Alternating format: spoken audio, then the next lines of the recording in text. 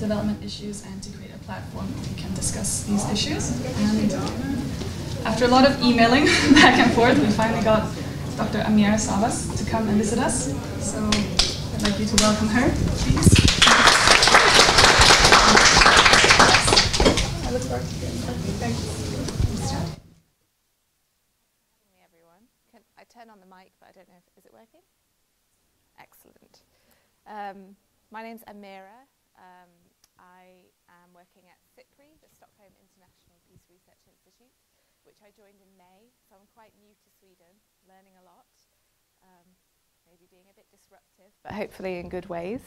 And my background is I've been working in development and security research predominantly, but also a little bit in policy for the last, gosh, if I say how many years, I'll give away my age, but long enough.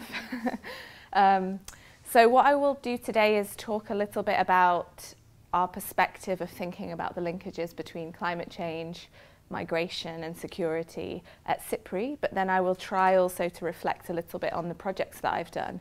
So I've spent about 7 years living and working in Pakistan, doing a lot of stuff, research, participatory research, very grounded on the intersections between security, environment, gender, these sorts of issues, which it seems to be quite complex in terms of developing and formulating policy responses. And so I really feel like we need more grounded data to kind of understand context.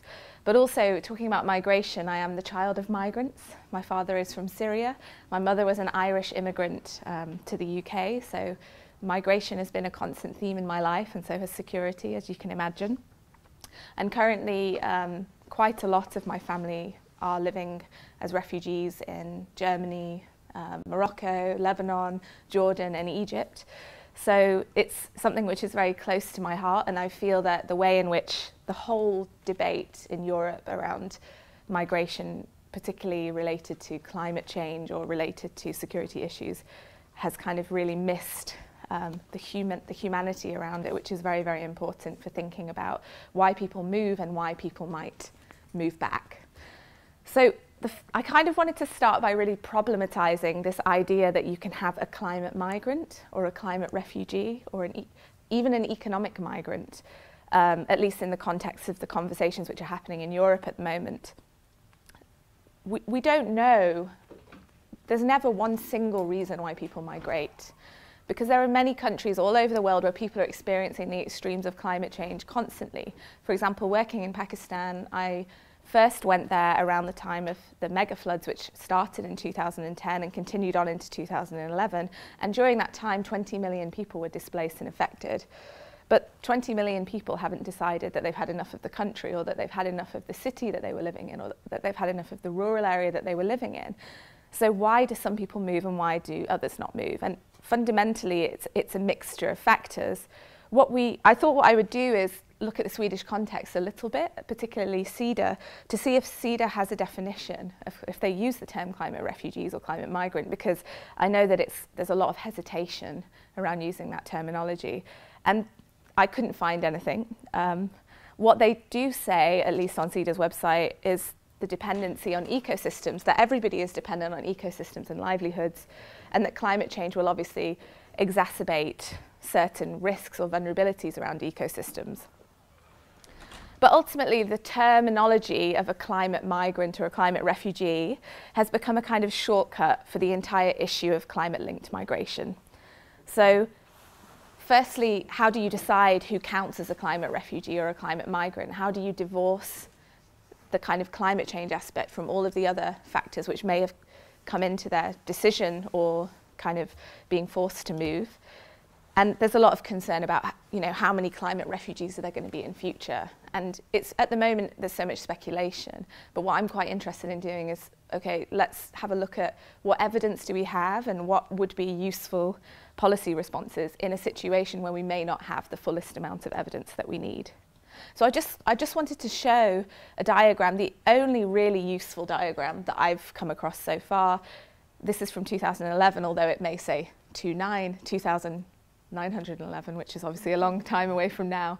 So this is by some geography professors, I believe, some of them are from the UK, which is why I've become familiar with it, but I know that it's been picked up by our Department for International Development and others.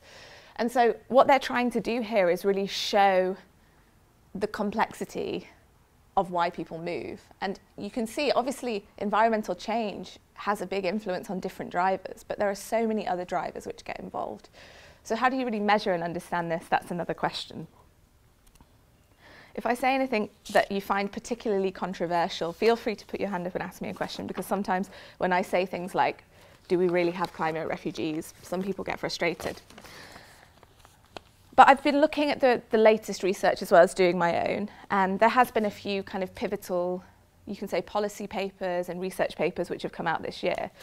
So one of them from the World Food Programme did research with migrants from 10 countries across Africa, Asia and the Middle East. And what they found was that ultimately all of the migrants they spoke to had the same fundamental objective, which is to find security and livelihoods and adequate living conditions for themselves and their family.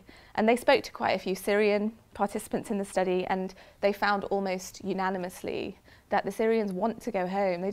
They haven't been like, yes, I'm so great, I can't wait to get to Europe. That's not, I mean, my family never had any aspirations to go to Europe, other than obviously my father who ended up there. And so I guess there's this scaremongering around climate change being used as an excuse so that we can have this massive flood of refugees which come to Europe, but that's just not the reality of people's lives and their decisions. The second thing that I think is quite interesting is that the research shows that actually the people who are most insecure and face the most insecurity after the transition of being a migrant or a refugee are the migrants and the refugees themselves. So there's been a really harrowing and disturbing report by Oxfam, which was recently released, I believe, either this month or last month, on Libyan migrants who, you know, I think in the title it used a quote which said, you know, you're not seen as human anymore. And there is this whole debate around, well, are they really fleeing from conflict and insecurity, or are they just economic migrants looking to kind of make a better life for themselves? And there's this kind of division which is really unhelpful, I feel, particularly when trying to understand how security issues happen later.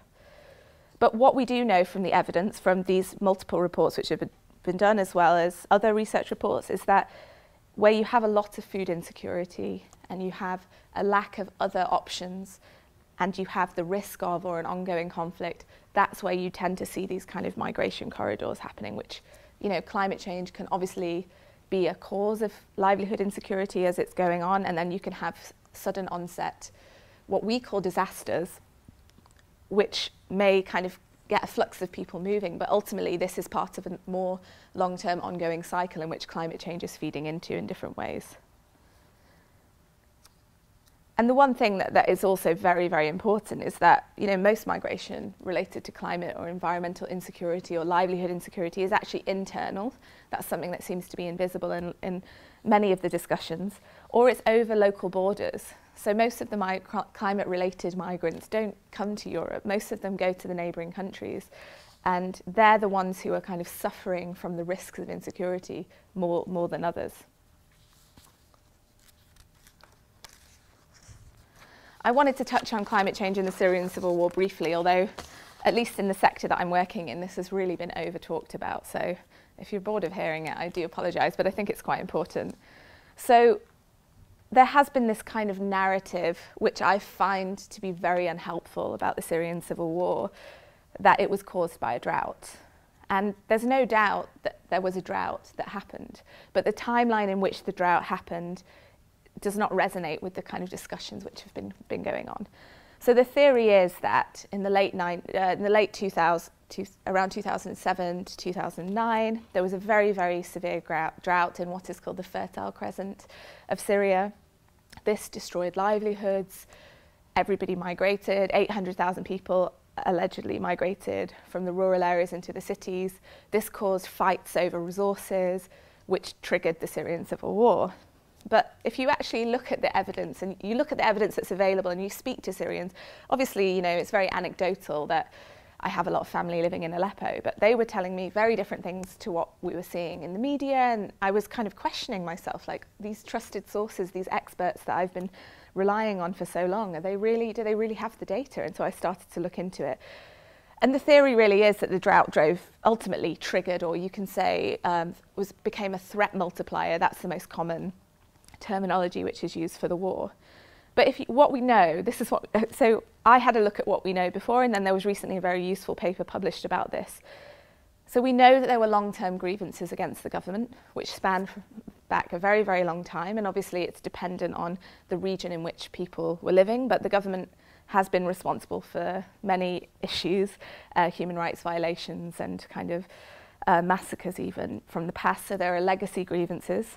There was a major economic restructuring in the 2000s. So actually, President, or whether you want to call him that or not, Bashar al-Assad was trying to open up the economy, but as a result of that, he had to cut down on different kind of protectionist subsidies, which created gaps for people. They didn't have other options.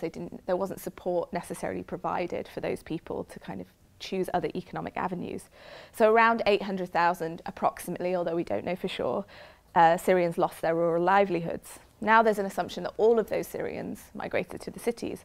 But what the evidence actually says, based on the most recent study that was published on this, is that that figure of 850,000 people who migrated to the cities was just kind of, it came out of thin air from a government employee who just was in an interview. There wasn't any evidence behind it. So if you look at the evidence, there's somewhere between 60,000 people and maybe 300,000 people who migrated to the cities. So the scale is slightly different. But what you also had was a very, very frustrated population in some of the most kind of marginalised areas of the country, particularly in Daraa. And there was an arrest of a range of 13-year-old boys who were kind of abducted by the police or the security services for spraying anti-government graffiti. This really was quite difficult, obviously, for the local population, and it kind of, for many people there, it just felt like it was too much. This is the story which I'm aware of, but there are many different narratives about this. So that was one of the issues which triggered the protests, which then led into the insecurity. But what we also know is that there was an influx of foreign fighters who came in for whatever reason they came into the country. They were being incentivized by certain actors that we're unaware of, or they were becoming interested and they wanted to go and fight the cause of democracy in a neighbouring country. And from my personal experience, I remember being in rural Pakistan in 2011, 2012, and 15-year-old boys were telling me, I can't wait to do my jihad in Syria. And I thought, wow, when I was here a year ago, you had no idea where Syria was.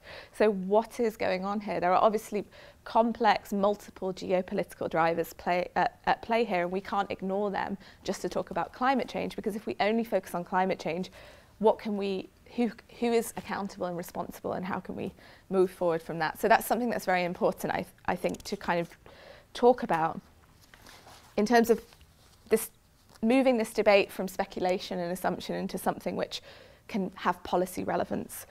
We know that it was, there was a development issue at play there was a human rights issue at play, there was a political issue, so how do you deal with these things? And so the conclusion of the paper, which was published by Jan Selby and Mike Hume this year, they said, based on a systematic interrogation of the claims, that there was no clear and reliable evidence that climate change was even a factor in the pre-Civil War drought. Now that's debatable. Climate science is a very, is a very difficult thing to decipher, so I'm not going to talk about that specifically. But that the drought did not cause anywhere near the scale of migration often alleged, and that there's no solid evidence that the drought migration pressures in Syria contributed to the Civil War onset. But yeah, I was just thinking about, obviously because I've worked in Pakistan so much, but there are other countries in which I'm working and have worked where, there are climate change impacts that have been going on for a long time. In Pakistan, Pakistan's on track for between 4 to 6 degrees of warming. The impacts of climate change, you feel it and you see it, and people are starting to become sensitized to that. But a prolonged and ongoing drought in one of the regions that I'm working, which has been literally starving people for the last 5-6 years, it hasn't triggered a conflict. There is a lot of migration is a natural and historical thing which people practice for their livelihood, security, for cultural reasons. So there's migration corridors all over the world within many countries, and particularly in the region of Sindh where I've been working. A lot of these people who've been dealing with this drought have been migrating to Karachi, which is one of the fastest growing megacities in the world. And Karachi has its own conflict dynamics, but I am unaware of any kind of major war being sparked. which is related to livelihood resources triggered by people moving from the rural areas. So it's just something that I think we need to problematize, and I think we need to take the conversation away from this kind of security arena in which it's based on assumption and not necessarily based on thinking, you know, development thinking, which I think development thinking, if the development people and the security people can talk together a little bit more, then we're going to have much better kind of discussions. And I think there is a move to do that. There are forums in which the development and the security stakeholders are definitely trying to talk more, but they are coming from very different perspectives and very different assumptions. So I often find myself, now that I'm in what would be called a security institute, I'm often talking to people and their eyes are kind of glazing over and they're thinking, who is this lady and where are her ideas coming from? But I think that, you know, it's good to have these discussions even if they're difficult.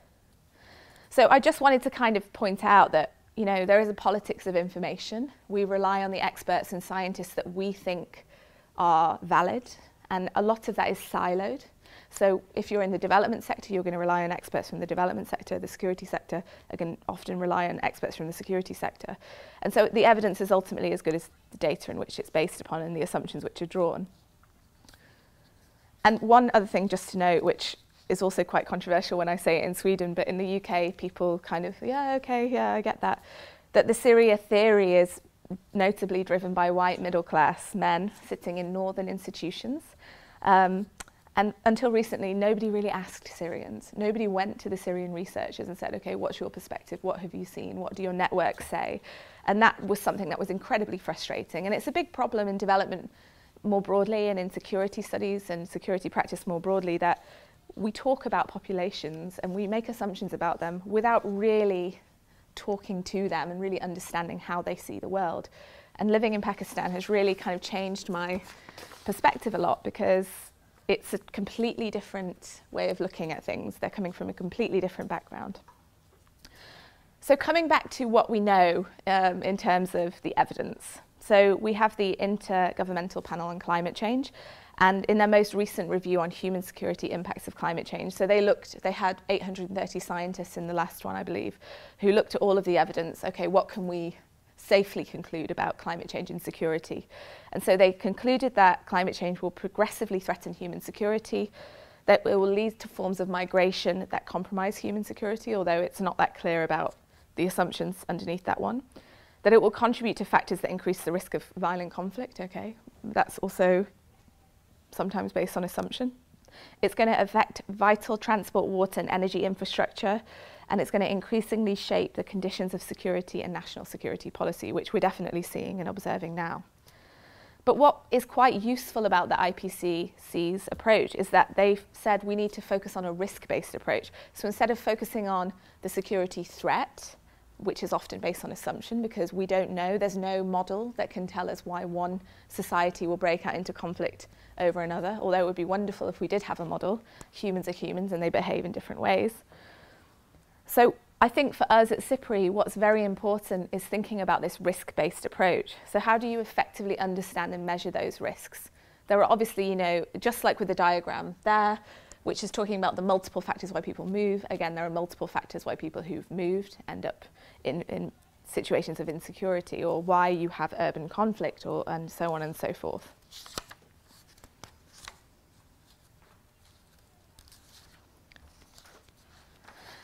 What has happened to date with the evidence base on climate change and security more broadly, which obviously includes migration to an extent, is you have, as I was mentioning, this division between the security stakeholders who until recently looked at climate change as more of a national security threat. So when we talk about national security, we think about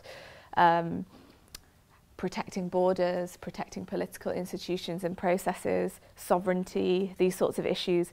And so their conclusions based on the evidence, which has been predominantly quantitative and based on models, is that, you know, climate change is going to cause the next world wars, ultimately, be that in different ways that those wars might happen. But they've looked at evidence where there have been correlations done by academics who have found that when the temperature goes up in African cities, conflicts go up in African cities. But there isn't any explanation of what's the mediating factor there, and that's really problematic. There's also a lot of assumption around food insecurity, although food insecurity has probably the most solid evidence base, that when you have food insecurity, there are correlations with riots, and it can become a vacuum or an incentivization for certain, what I would call non-state groups or anti-state groups, others might call terror groups. And they also talk about climate-related migration as a major security threat. They talk about water security and natural resource scarcity. But this is a very environmentally deterministic way of talking and thinking, and it doesn't help in terms of policy. So what has happened, unfortunately, as a result of this is that all of the other stakeholders who are interested in this field, particularly those who do grounded work, NGOs, development actors, development researchers, anthropologists, they're kind of saying, hang on, have you actually gone to any of these places? Have you spoken to anyone? And so there's this kind of argument which is happening. But on the other hand, you have the second stakeholders that I mentioned, who have done some fantastic studies. And, I fit into that, not saying that I've done fantastic studies, but I fit into that category. And, there's some very, very good grounded research case studies which have shown how climate migration and security are interlinked, or even how climate, gender and security are interlinked. But that doesn't necessarily help when you're just looking at individual case studies.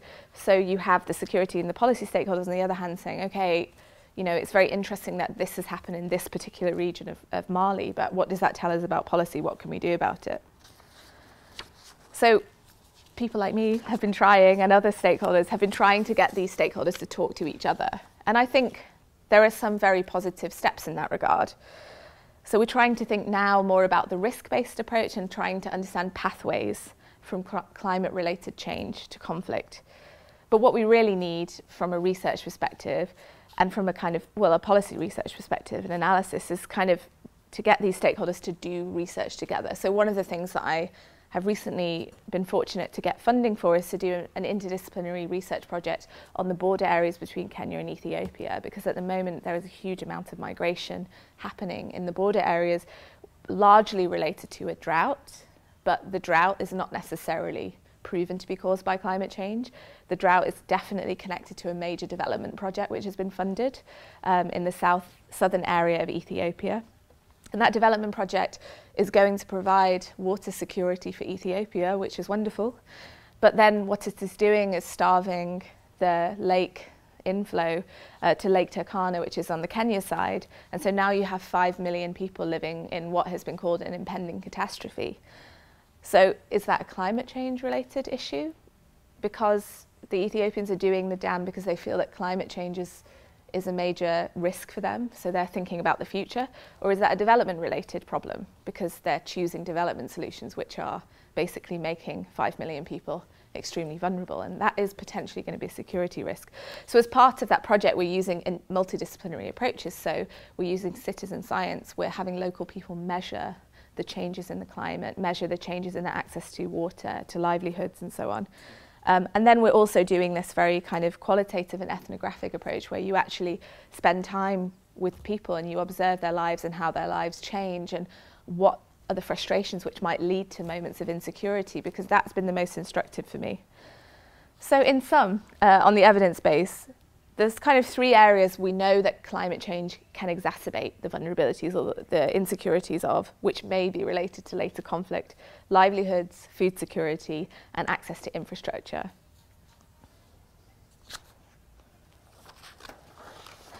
But thinking about it from a development actor's perspective, which I'm sure you're all interested in, instead of me harping on about research for too long, it's the governance and adaptive capacity which are important for understanding the transition from a vulnerability around climate change and migration to a security issue. So one of the things we're trying to do at SIPRI is look at the different institutions. We're looking at regional institutions in Africa, we're looking at regional institutions in Southeast Asia and the Middle East, and mapping, okay, how do they understand climate-related security risks and what are their institutional capacities to do anything about them? You have certain regions, for example, I believe the Lake Chad Basin, where there are different regional institutions which are kind of overlapping, so they don't know whose responsibility it is to do what. Then if you look at other regional areas where there are climate risks, the Mekong Basin, for example, you do have the Mekong Basin Commission, but they don't have any legal ability. They'd have no legal control over the different states because it borders several states. So while they can raise issues and they can, talk about the changing scenario and the security issues and they can raise alarm, that's not going to necessarily stop one of the countries from doing what they want. And this is exactly what happened with the Ethiopia and Kenya case. There were huge reservations and frustrations about this dam being built, but it still got built in the end. So that's something that is very, very important. How do we hold different states accountable and different organizations, even private sector how do you hold private sector organizations accountable when they may be exacerbating the security risks, which are also being exacerbated by climate change? And of course, the interplay between different risks is very important to consider. The issue is that many organizations, especially development organizations, work in silos, and they don't, as I was talking before, they don't necessarily interact as much with the security organizations. So there needs to be some kind of really quick change around that, but it's very difficult, and it's happening in every sector. Every before my expertise, you can say, was in water and sanitation, and 10 years ago we were talking about everybody's working in silos. How are we going to bring people to work together?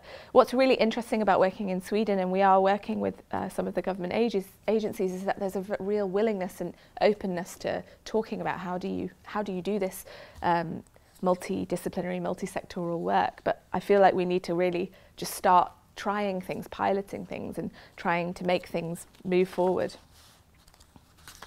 So what I wanted to do, just to take it away a bit from the high-level discussion and just give some examples from my work where, climate change, security, and migration have been interlinked. And I mentioned Pakistan before. So obviously they've had mega floods, but also really climate change impacts are very, really severe, and there are major risks which are being exacerbated as a fact of that. And I've had a couple of projects there. One of my projects was a 3-year project which looked at urban violence in 2 cities and 12 neighbourhoods. So that was multidisciplinary. We did vulnerabilities and capacities analysis of 2,500 households. And then we tracked people over a 3-year period, and we really put the kind of you can say the lens of the research in their hands. So we gave them cameras, we basically told them document your lives if they wanted to do that, and we got some of the most interesting findings, and particularly around those pathways to conflict, like why did one person decide, or why did one group of people end up doing something violent or conflictual, why did one person end up joining what might be seen as a terrorist group, and so on. And what's quite interesting, and I don't have too much time to get into today, is that gender is a major lens for why people decide to take steps towards conflict. And that doesn't mean that only men get violent. That's not true whatsoever. There are many incidences in research that has illuminated that women are also involved in violence and conflict, although nobody really talks about that, which is quite unfortunate for thinking about solutions. But what's quite interesting about Pakistan is, because of its trajectory for climate change, it's been put under a lot of pressure by global institutions that it needs to sign up to the global developer an INDC, an intended nationally determined contribution. So most countries in the world, now I think every country in the world except for Venezuela, even Syria, has signed their NDC. So every year we have the Conference of the Parties, which is where all of the governments come together and they debate how are they going to cut their emissions and to what level. And so once they've come to an agreement, they have their NDC, the nationally determined contribution, and then they go ahead and their development plans are supposed to be informed by them. So they've taken quite an active step, and there's really this feeling there that people think we're such a terrible country, people don't understand us, we're always talked about in this really negative way, and we do want to make a difference, so we have this NDC. What they have done is, because they're kind of a bit fed up, this is the government, they're a bit fed up of taking loans from major development actors such as the World Bank or the IMF, that they decided actually we're not going to do that anymore, and they developed a relationship with the Chinese government. And now the Chinese government is doing a massive range of, it's kind of a regional economic plan called the One Belt, One Road scheme. But the first kind of part of that is in Pakistan. It's called the China-Pakistan Economic Corridor. And that involves $33 billion over 3 years for renewable energy projects. So this is something that they're very proud of, although there are critiques about the relationship which is being built. But what is happening as a result of that, so this is in part to do with development issues, that they feel that they're not growing, that there are access to energy issues in the country which have been ongoing for a long time, but also that they want to show their commitment, I suppose. And so there's a range of projects all over the country, and you know, there's a lot of talk about, look, we're dealing with our climate change issue, we're responding to it. But unfortunately, the way in which the projects are being implemented in certain areas, because we're tracking 4 projects actually at the moment, is that there are some security issues which are emerging around those development projects, which are being managed to different extents. But I think the point I'm trying to make, and I don't have the time to go into the detail about those specific projects, is that you have to turn it on its head a little bit when you think about climate change and security, because yes, climate change is the biggest threat to the world, there's no doubt about that at the moment, but the way that we respond to climate change is going to determine our trajectory in the future. And if we have these mega projects which are displacing thousands or hundreds of thousands of people and creating generations that are frustrated, what does that mean for future security? Because we're seeing issues emerging already. And I thought actually I would just show a few pictures. We're doing the participatory photography with this project again. And so with participatory photography, we ask people, we just give them the camera for a few weeks or a month or 2 months, and we just tell them, document the most important things in your lives. And the region that I'm about to show you the pictures of is where there is a mega project going on. In fact, there's a range of projects, and 13 blocks for development projects have been set out in this region, and only 2 are actually being practiced at the moment, and there's massive discontent around it. But this is the area that I also mentioned is suffering from a very protracted and severe drought. It's also on the border of India, so there are many security issues around that. It's actually heavily securitized at the moment because the diplomatic relationship between the 2 countries is quite bad. So let me just see. So when we asked one of our participants to take a picture of the most important thing in his life, this is the picture that he took.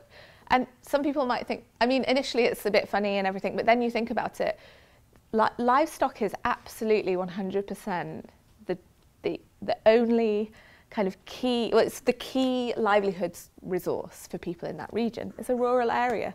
There's a lot of kind of, I feel that in the area that we're in at the moment in policy, there's a lot of kind of ignoring the needs of rural. There's a lot of emphasis on the urban. There's a kind of assumption that everybody's migrating to the cities and that we need to, yes, the cities are major areas of concern, but there are also still, possibly, I think around probably 100 million rural residents in that country. So those 100 million people that we really need to be mindful of.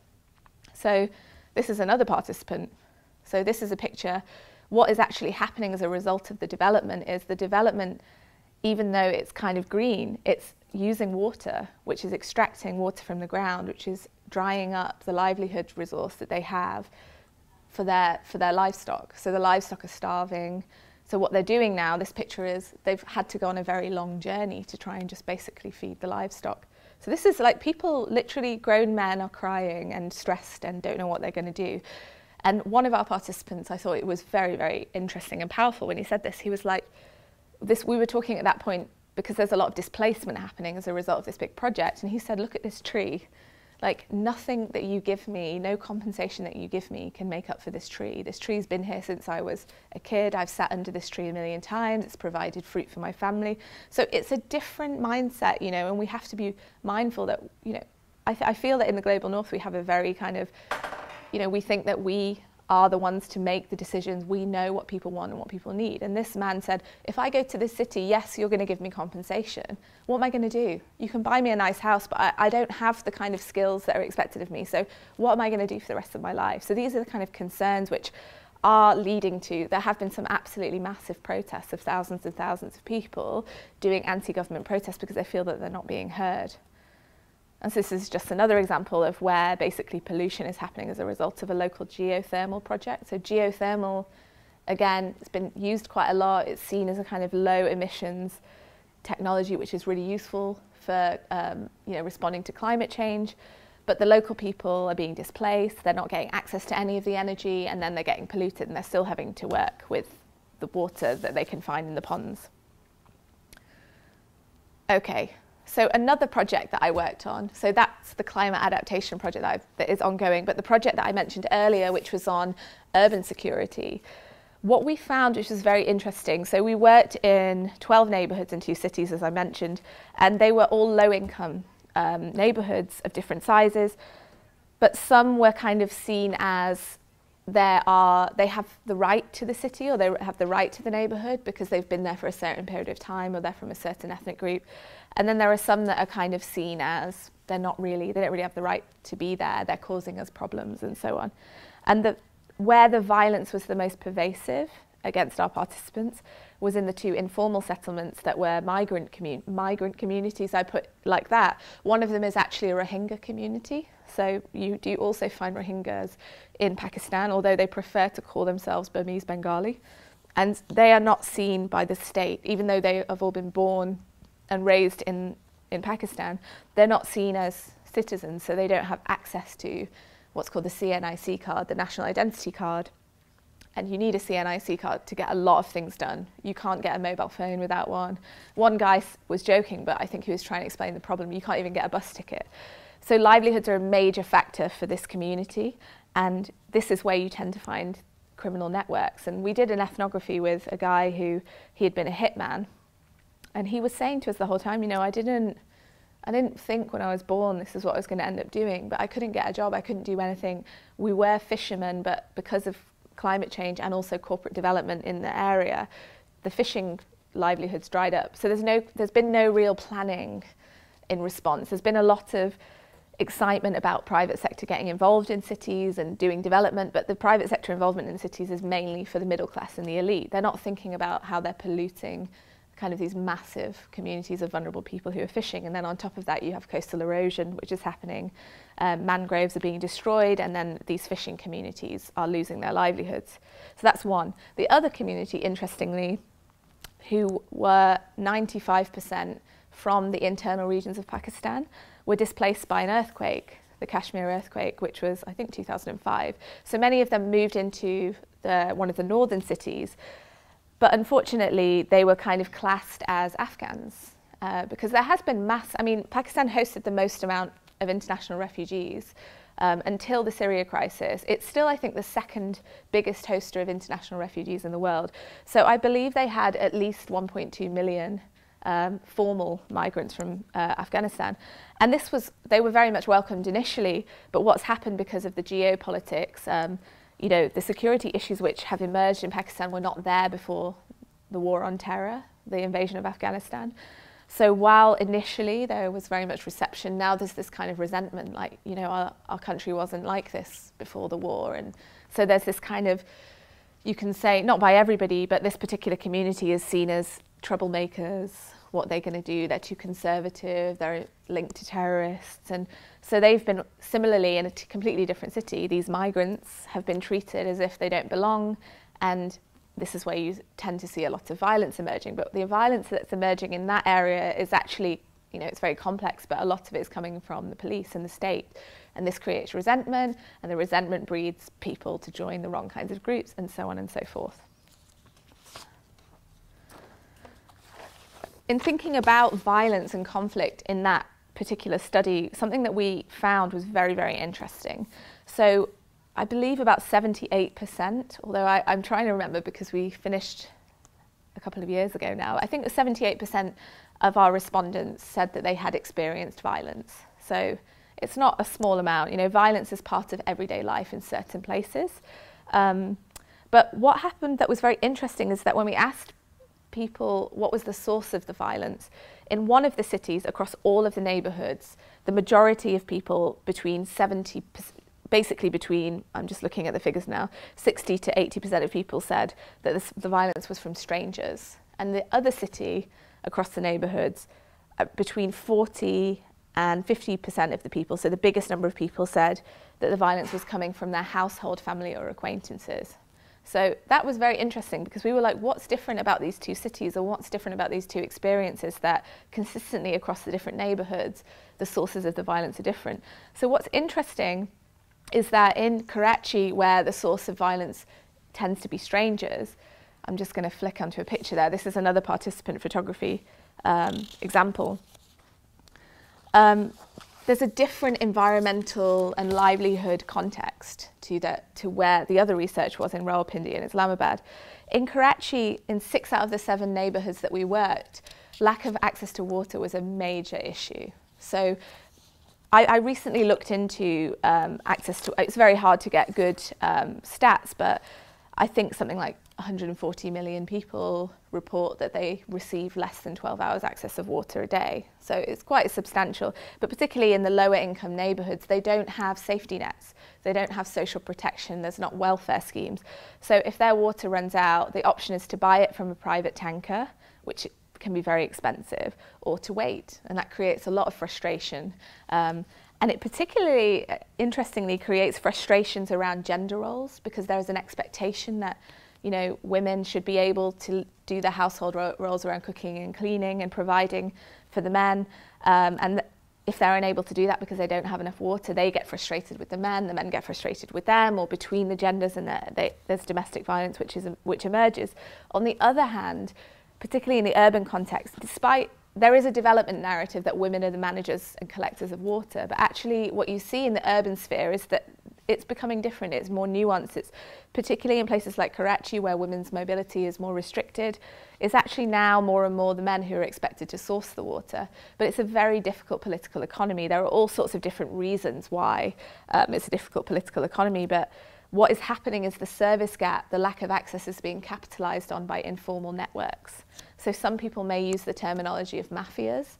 Again, I don't really like to use that terminology because I think it stigmatises groups of people who go down certain avenues because they feel that that's the avenues that are available to them. But what's happening is that these mafias, or these informal networks, are basically colluding with the state, and they're making it very expensive to access water. And the way, and this isn't obviously dependent on the neighbourhood, but the way in which they govern can become quite violent. And there's this kind of sense of being crippled. So there's a lot of grown men who have a lot of pressure on them to provide for multiple members of their family, but they feel crippled because there are all these factors which are stopping them being able to do that. And what we've seen in the ethnographies is that is a trigger, or that can be something which leads people to violence. But of course, obviously, these informal networks fight with each other, and political parties and so on. But this is just an example again where we gave the cameras. This is in the Burmese Bengali community, and this is just an example of the boys are just trying to find water. You know, it's the biggest issue in their lives, single biggest issue in people's lives. And obviously, with environmental and climate change, this is a major exacerbating factor. What we know is that the 2 biggest kind of supplies or reservoirs to water in the city are being massively kind of drained, and climate change is definitely a factor in that, although it's very hard to say how much. So this is another participant who's actually going to the illegal pump. So this is where the mafia are going, and they're taking the water supply from the government lines. Again, it's hard to say in every instance, but there is some collusion between the state and these groups.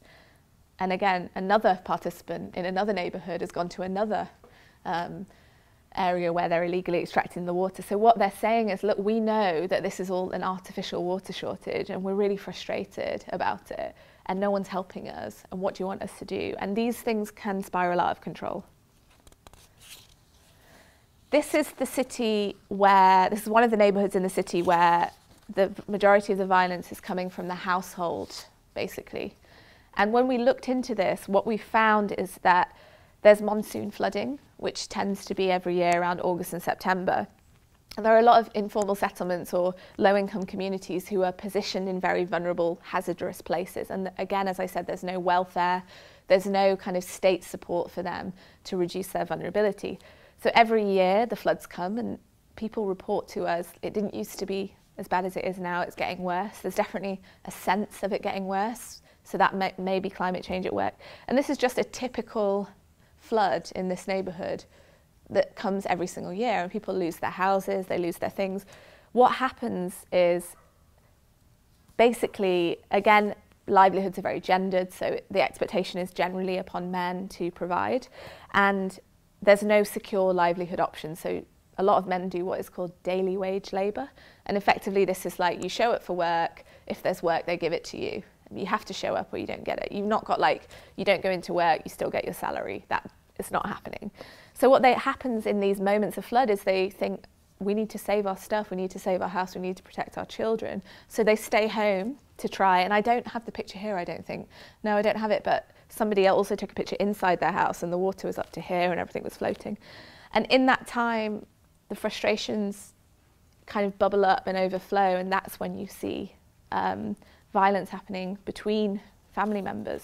And it's not just men being violent to women, and that's a very big misconception. There is violence between the genders, against the other genders, and there are hierarchies of power within genders, which I don't have the time to go into now. So there's just 2 examples. Yeah, so I mean, those were the kind of main aspects that I wanted to talk about. I think these examples are important because when you talk to stakeholders who are dealing with the policy and the development in these areas, they really never go and spend any time with these people. They go to where they can access. They go to where they feel is secure. A lot of stakeholders that I've met from major development organisations will say to me, wow, I've never been to that neighbourhood or that region of Karachi. There was a period of time where the UK government they were embargoed. They were not allowed to even go to the city because of the security thing. So they would say, you know, you really know, like you met people you know, and it's really shocking for me because I just don't understand how you can make development policies which are appropriate and context appropriate if you don't actually go and spend time and let people explain what the problems are in their lives. But also we've had quite an interesting response, a good response from the government in Pakistan who've said, you know, this is the only data we've really had on violence. You know, it's the only long-term study we've had. So I think we need to encourage more of this kind of research, but we also need to put the kind of decision ideas, how do you develop ideas about policy in the hands of local people, the people who are affected, the people who might end up in violence or conflict.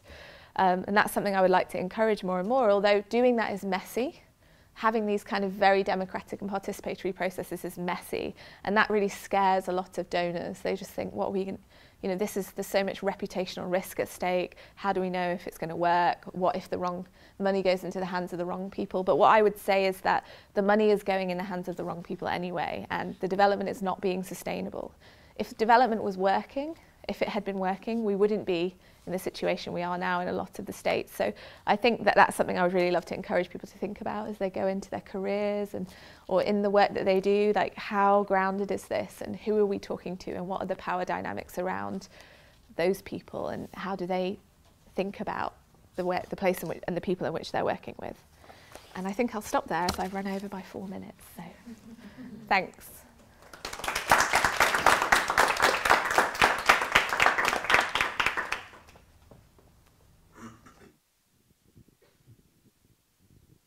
Do any of you have some questions that you'd like to ask? You're talking about some of the issues with the One Belt One Road program with China and Pakistan. Could you please elaborate about one of the issues that are occurring? Yeah, sure. So the first problem is that there's been no public consultation whatsoever. This is a massive, I mean, 33 billion is just for the energy projects. This is a massive development program, and it's very positive in certain ways. It's seen as a kind of, it's being called a national game changer. It's going to change the future of the country. And in one way it really has, because as I was saying, Pakistan has, I will say, suffered at the hands of international politics and international donors. And there's been a lot of problematic conditionalities around funding from the World Bank and funding from the IMF in the past.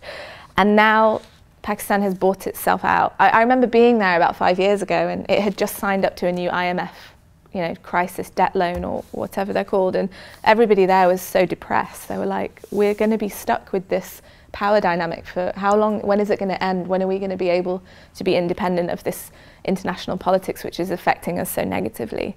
And they, within a year of the CPEC, the China-Pakistan Economic Corridor, they bought themselves out. So now they can be much more selective, and that has, you know, from a sovereignty and a national perspective, that's very good, but that can also be negative because the Chinese conditionality, I'm not aware of it being particularly stringent, other than let's get the projects done, let's make some profit. And it's a very useful regional corridor for China. However, what has been really interesting, we also have been tracking a coal project, because many countries, and for any of you that might be following the conference of the parties that just happened last week, you know, when Trump pulled out of Paris, one of the things that he said was, you know, why can't we have coal? Coal is still cleaner than oil. And I think that that is a view which is held, even if it may be unpopular in the global north. That view is held by many countries, including India, Poland, and so on, because they say we have it. You've had your whole, you know, you've had colonialism and you've had, you know, hundreds of years of developing, and, you know, we don't have the choices that you had, and why should we pay for the climate change which you've caused, you know? And I completely understand that perspective, that is their right to feel the way that they do. But the issue is, without any consultation, and also within a state in which there are many issues of marginalisation and security, what's actually happening, unfortunately, at least in a couple of the projects I'm working, especially around the coal, is that local people, they're kind of picking areas which they perceive no one is there, but there are lots of people there. They're just not necessarily counted in the census, because, you know, doing a census, you have to make decisions about where you think people are to an extent, and where you should go, where the houses are. And a lot of these populations, the most vulnerable populations, are often invisible. People don't access them because it's an insecure region, or they don't know where they are. And until this year, there wasn't a census since 1998. So they didn't really know how many people were. So that was part of it. So there's a big displacement issue. There are many communities which are being displaced, and there are compensation processes. But unfortunately, somewhere along the line, the money is going in pockets, although we don't know where. The companies who are involved are very passionate about saying, no, we really want to make sure that it goes to the people who deserve it. And, you know, government stakeholders say the same, but somewhere along the line, that's happening. So it's partly that there are lots of people who are frustrated because their livelihoods are being affected. There aren't other options for them, and they're kind of seen as invisible or not that important. But secondly, some of the projects are happening in already marginalised regions where there are issues to do with, you can say, anti-state sentiment, or there are kind of some groups which are separatists. So they want that the state that they live in to be separate from the government, because they feel that it's marginalised them for so long.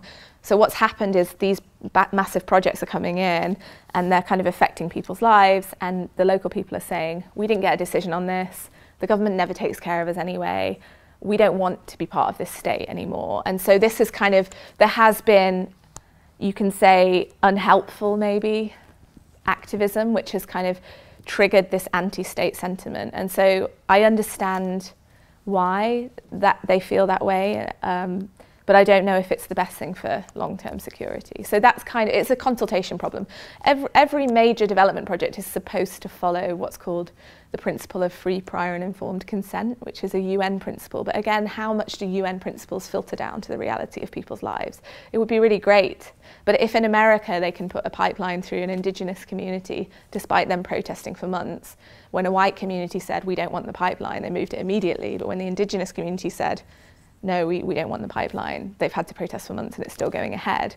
So in Pakistan, where you have even a bigger population and more issues to do with marginalisation perhaps, or less interface between the state and citizens, then you're going to have these issues. So I think that's the main problem. But what has been interesting, I have seen really interesting and positive responses from the companies who are involved, trying to be more grounded. And so one of the major companies, they actually then, because there were these major protests, I think the Chinese, this is where conditionality came in. I don't know the full story behind the scenes, but I think that maybe the Chinese donors or the company said, look, you need to deal with this. This is a problem. You need to be more inclusive. And so they went to the region and they hired a whole team of people, including a head of corporate responsibility, who was an activist from that region.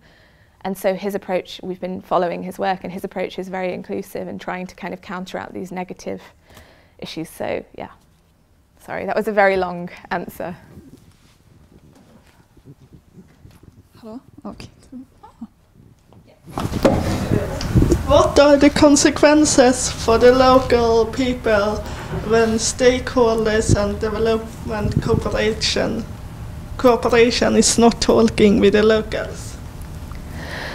I think this is a major ongoing problem in development, and it's been talked about for a really, really long time. But I think there's a lot of discussion, but I think in order to talk to the locals, there are a few things. One is, if it's an international agency or an international NGO, they have to respect, you know, in order to have good relationships with the state and to be able to continue to operate, they have to respect what the state wants to an extent. So I think that there are power dynamics which go on behind closed doors a little bit that aren't necessarily spoken about who you should talk to or what the major issues are.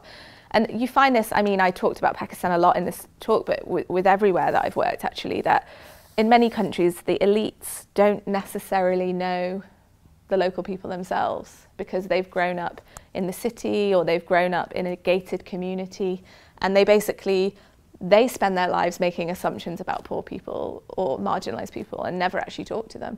So I think it is a major issue, it's a major marginalisation issue, and I think there has to be a radical change in thinking from development actors. They have to be able to radically decenter and be self-reflexive on the way that they practice.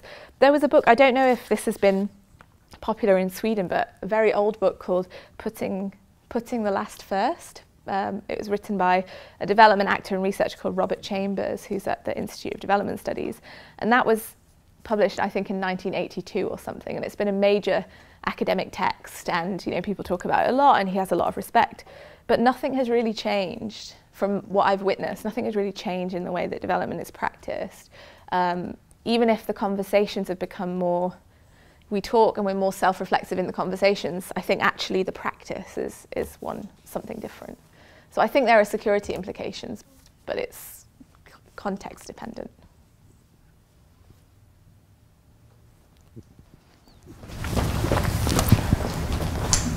So what would you say would be the best examples to tell someone if they say they don't believe in that there are like people that are fleeing from climate change problems?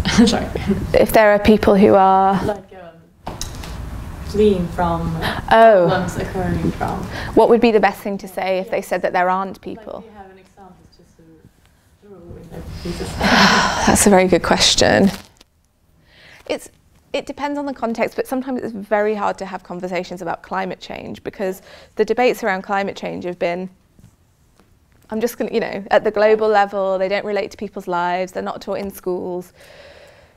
It's very hard. I have had conversations in certain countries where very senior government officials, when I was working for a climate change capacity building institution, would be like, yeah, this is really, completely agree, we need to do this. And then when you meet them in another context and they know that you're an independent researcher, then they say, we don't believe in climate change.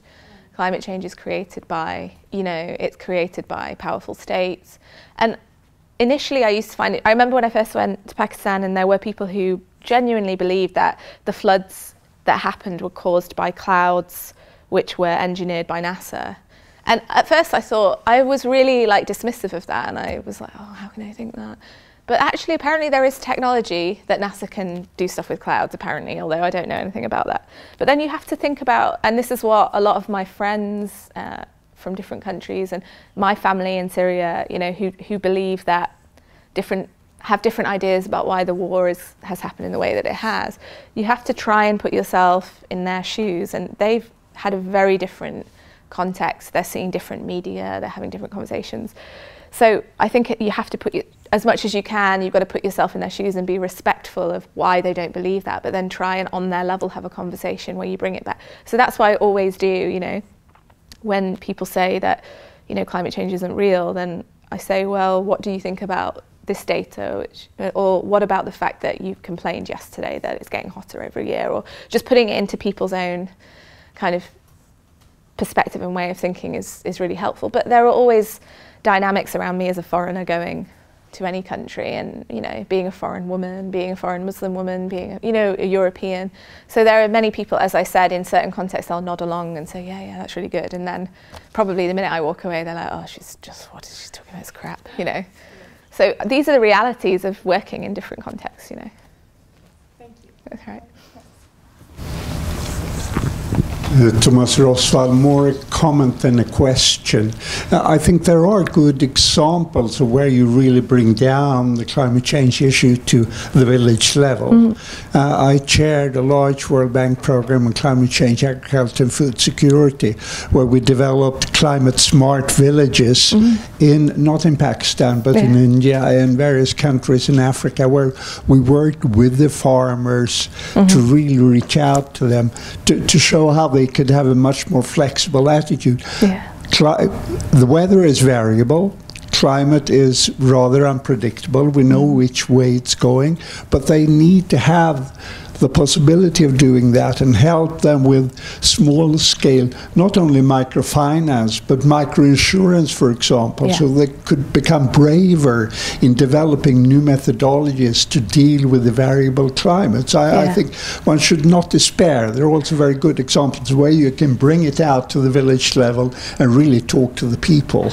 Yeah, absolutely. There definitely are good examples, and there are for sure. Again, I think it comes down to the people who are doing the work and their attitudes and their ability to self-reflect on the power. Like I can give many examples of where I've gone to villages that have had major development projects around being climate smart or being, more water secure, or, disaster resilient housing, for example. And you go after 6 months or a year and nobody's living in the houses that were built for them.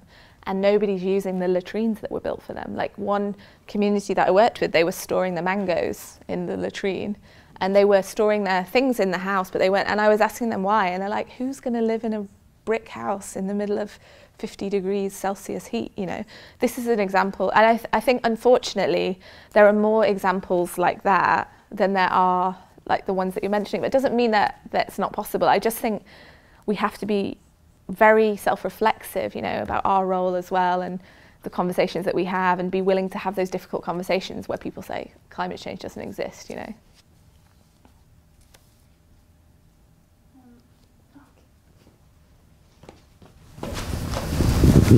How is climate change impacting human rights and gender equality? That's an interesting question, and I was supposed to be working on a project about that, actually, although I think that will happen next year. It's very hard to say at the moment. It's very hard to say. I just think there's not been any kind of comprehensive research, but also when you talk about human rights, again, human rights are something that have been created by a certain elite in a certain part of the world. And if you go to places that I've worked, that nobody locally knows what a human right is, and that's not a conversation that they're going to have with their state. They'll talk about their citizenship. They'll be like, the government owes me, but they won't talk about human right. They have no idea, many people, and I understand why. But I think, the evidence is clear that if we don't adapt to climate change, then the vulnerability of many populations will inevitably increase, and if the vulnerability increases, then the likelihood of being hit by a disaster, or just livelihoods suffering or food security suffering, and that's inevitably a human rights issue. I have a question. I think you mentioned it when you answered the first question, but it seems to be that climate change seems to be a problem only the privileged can afford to feel, because perhaps as the picture you showed, why would we try to encourage poor people to make use of green energy when they're worried about their livestock? So there seems to be a big gap there. How do you think we can bridge that? I think that we need to. I think there's a problem in certain countries of making the technologies available and cheap and affordable. So the idea of micro insurance is very interesting, and I hope that it is picked up on more. But for people who can't afford, to think beyond the meals that they're going to provide that day, they can't think about paying insurance is not something that they can think about. So I feel like there has to be very concerted efforts from states and development actors to fund these insurance schemes initially, so that people understand the benefits of how they benefit from actually putting money into something every month or every few months. But another example I can give is solar. So obviously in many of these countries, that I'm working, there is huge potential for solar. And there's huge potential for these distributed solar technologies. So, you know, having solar lamps at your house and, you know, doing your small businesses through solar. But it's a very difficult market for local companies to create solar businesses. So I know many people who've tried to create solar businesses because they're really passionate about, you know, access to energy in their country. But this, not necessarily the state, there's always a complex issue around it. It's made very, very difficult by different forces, I would say, for small businesses to make solar accessible. So at the moment, solar is failing in many countries where it should be a massive industry that provides light and energy for everyone. So there's a political economy, there's an issue of patronage and corruption which goes on behind the scenes that makes it very hard to do. But there are, I mean, I think if somebody, I can give the example actually of a close friend of mine who's from quite a poor background, and she recently got like a solar installation thing in her house. I don't know what it's actually called, but because load shedding happens a lot, where you don't have electricity, but where you can start charging things off it when the load shedding goes. And it literally has changed her life in the way that the household functions, and there's so much more time available now. And so initially, she didn't want to buy it because she was like, it was probably the equivalent of about 200 euros. Like, how can this was like a month's salary for a lot of people.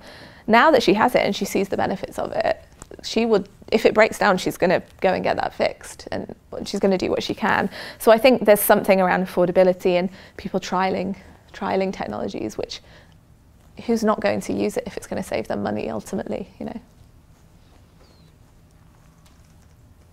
No? Okay, then I think this concludes our seminar. Thank you very much. Thank you.